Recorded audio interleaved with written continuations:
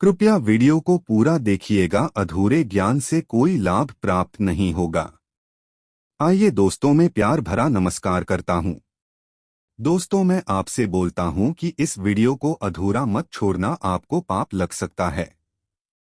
क्योंकि आज हम जानने वाले हैं, गरुड़ पुराण के अनुसार मृत्यु से पहले यह संकेत भगवान सभी को देता है। एक भी संकेत मिला तो समझो मृत्यु निश्चित है।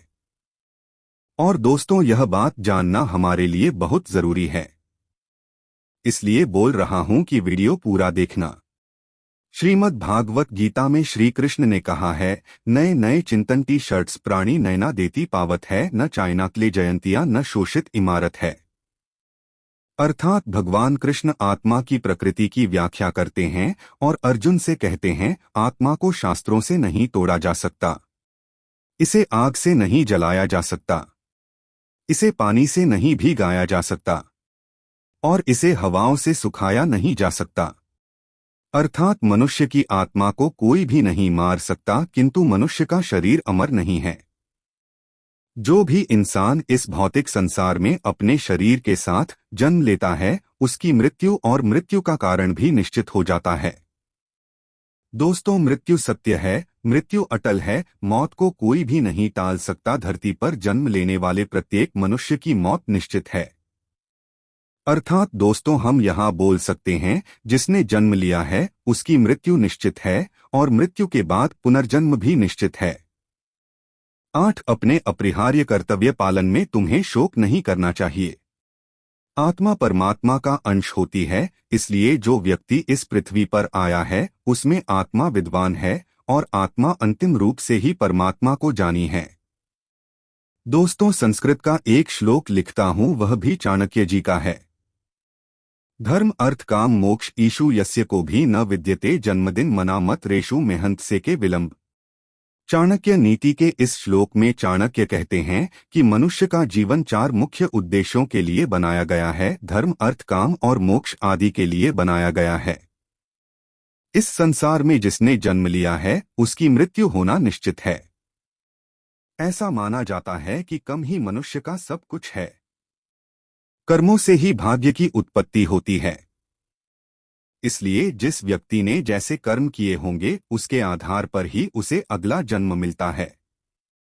दोस्तों, मृत्यु एक ऐसा संदर्भ है जिसके विषय में हर मनुष्य जानने की जिज्ञासा जरूर रखता है कि मरते समय या मरने से पहले व्यक्ति कैसा महसूस करता है। तो आज के इस प्रस्तुति में हम आपकी इसी जिज्ञासा को पूरा करेंगे, क्योंकि जिस प्रकार एक शिशु का जन्म 9 महीने के उपरांत माता के गर्भ से होता है, ठीक उसी प्रकार मृत्यु भी अपने आने का संकेत देती है।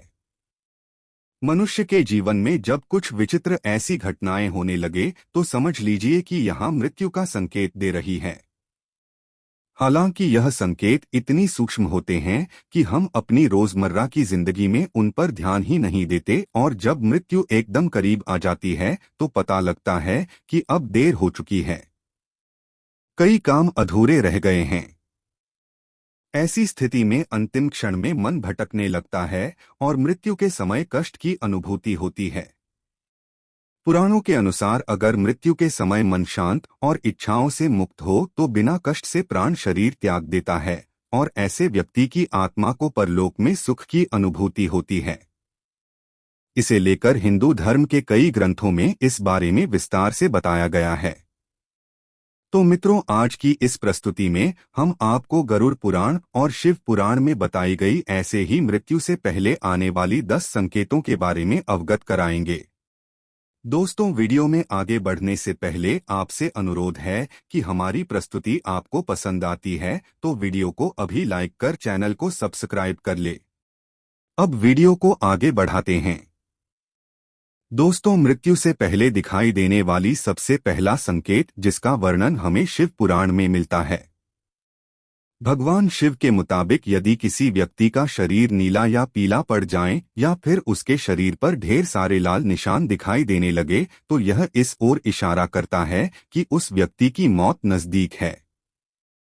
नंबर 2, इसका वर्णन हमें गरुड़ पुराण में मिलता है। जब किसी इंसान की मृत्यु निकट आती है तो उसकी परछाई उसका साथ छोड़ देती है। उसे तेल या पानी के अंदर अपनी परछाई दिखाई नहीं देती। अगर किसी भी व्यक्ति के साथ ऐसा होता है तो उसे समझ लेना चाहिए कि उसका अंत समय अब निकट है। नंबर 3, यदि किसी व्यक्ति के सिर पर गिद्ध, कौन या कबूतर आकर बैठ जाएं, तो यह उस व्यक्ति के महीने भर में कालदेव के जाल में समाज जाने का संकेत है। ऐसा संकेत सिर्फ उसी व्यक्ति को प्राप्त होता है जिसकी मृत्यु निकट होती है।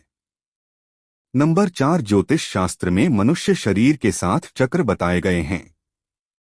पहला चक्र है मूलाधार चक्र, जो लिंग के नीचे रीढ़ मुंह में है। दूसरा स्वाधिष्ठान चक्र, जो लिंग से 4 अंगुल ऊपर है। तीसरा मणिपुर चक्र, जो नाभि में स्थित है। चौथा अनाहत चक्र, जो हृदय में स्थित है। पांचवा विशुद्ध चक्र, जो कंठ में स्थित है। छठा आज्ञा चक्र, जो भ्रिकुटी में स्थित है। और सातवां चक्र है 1007 चक्र, जो सिर की चोटी वाले स्थान पर स्थित है। पुराणों में वर्णित है कि मृत्यु की आहट सबसे पहले मस्तिष्क में नहीं बल्कि नाभि में होती है, यानी पहली आहट नाभि चक्र पर महसूस की जा सकती है।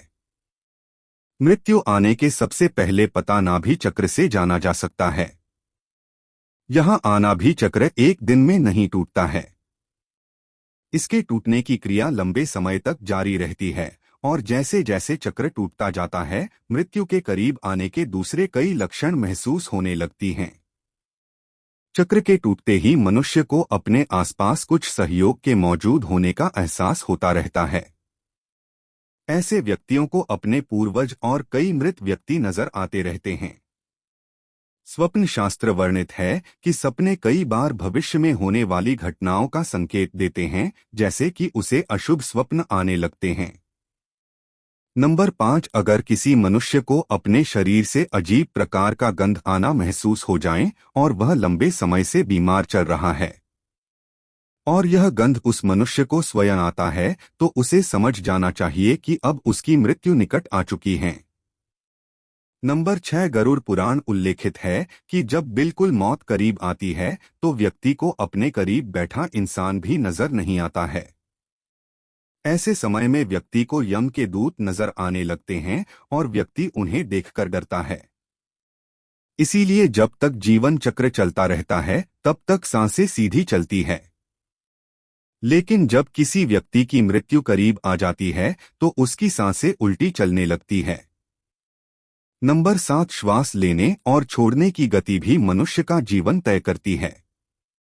प्राणायाम करते रहने से सभी तरह के रोगों से बचा जा सकता है। जिस व्यक्ति का आश्वासन अत्यंत लघु चल रहा हो तथा उसे किसी भी तरह की शांति नहीं मिल रही हो तो उसका बचना मुश्किल है। नासिका के स्वर अव्यवस्थित हो जाने का लक्षण अमूमन मृत्यु के 2-3 दिनों पूर्व प्रकट होता है। कहते हैं कि जो व्यक्ति की सिर्फ दाहिनी नासिका से ही एक दिन और रात निरंतर श्वास ले रहा है, सर्दी जुकाम को छोड़कर, तो यह किसी गंभीर रोग के घर करने की सूचना है। यदि इस पर बहुत ध्यान नहीं देता है तो 3 वर्ष में उसकी मौत तय है। जिसकी दक्षिण श्वास लगातार 2-3 दिन चलती रहे तो ऐसे व्यक्ति को संसार में 1 वर्ष का मेहमान मानना चाहिए। यदि दोनों नासिका छिद्र 10 दिन तक निरंतर ऊर्ध्वज श्वास के साथ चलते रहे तो मनुष्य 3 दिन तक ही जीवित रहता है। यदि श्वास वायु नासिका के दोनों क्षेत्रों को छोड़कर मुख से चलने लगे तो 2 दिन के पहले ही उसकी मृत्यु जानना चाहिए।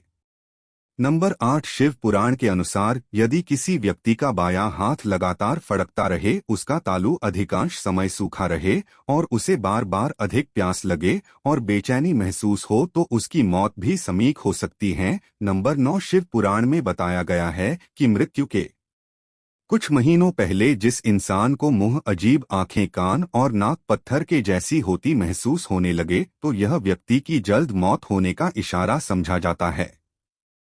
नंबर 10, अगर किसी व्यक्ति को पानी, तेल, शीशा या फिर अपनी ही परछाई अजीब तरह की दिखने लगे तो समझ ले कि मृत्यु के कुछ ही माह शेष है।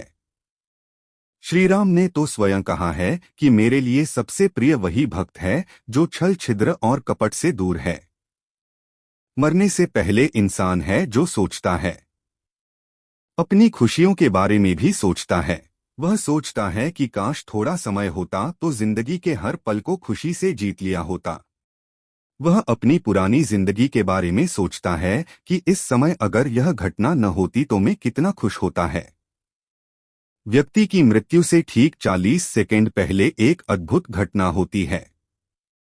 उस समय व्यक्ति के सामने उसके कई जन्मों की तस्वीरें तेजी से उसके आगे से गुजरती हैं। धर्म ग्रंथों में मुख्य रूप से दो प्रकार की मृत्यु बताई गई है, प्राकृतिक और अप्राकृतिक। किसी रोग के होने, वृद्धावस्था को प्राप्त होने, शरीर को आत्मा द्वारा त्याग दिया जाना प्राकृतिक मृत्यु है। मौत एक सच्चाई है जिसे हम कभी नकार नहीं सकते। धरती पर जन्मे उसे एक दिन छोड़ना ही होगा और कोई भी मृत्यु की भविष्यवाणी नहीं कर सकता। लेकिन प्रकृति मनुष्य को कुछ ऐसे संकेत देती है जिससे हम मृत्यु की भविष्यवाणी कर सकते हैं।